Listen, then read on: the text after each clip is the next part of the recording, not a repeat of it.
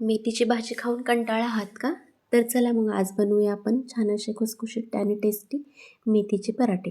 तर इथं मी मेथी घेतली, ती बारीक अशी चिरून घ्यायची.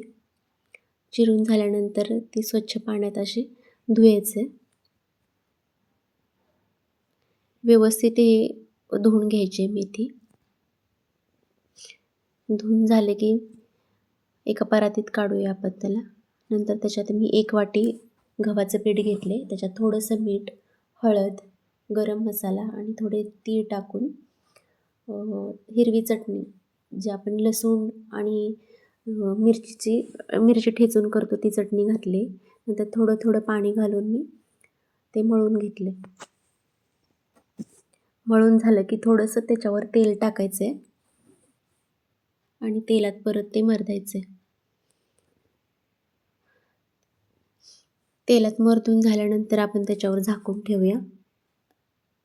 कणिक मुरायला 10 मिनटं बाजूला ठेवून मुरण्यासाठी ठेवायचे. बघा 10 मिनिटांनी बघितलं तर कणिक मुरली आपली चांगली. त्याच्यानंतर छोटे छोटे गोळे करायचे आहेत आपल्याला आणि पीठ लावून असं हलक्या हाताने लाटून घ्यायचं.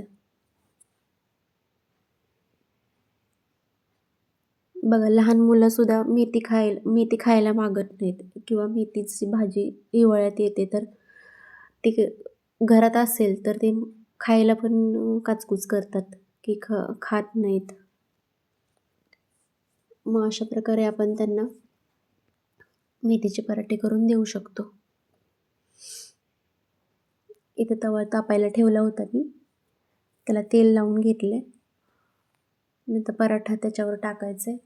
तुमच्या आवडीनुसार त्याच्यावर तूप किंवा तेल टाकून व्यवस्थित त्याला भाजू शकता दोन्ही साईडनी.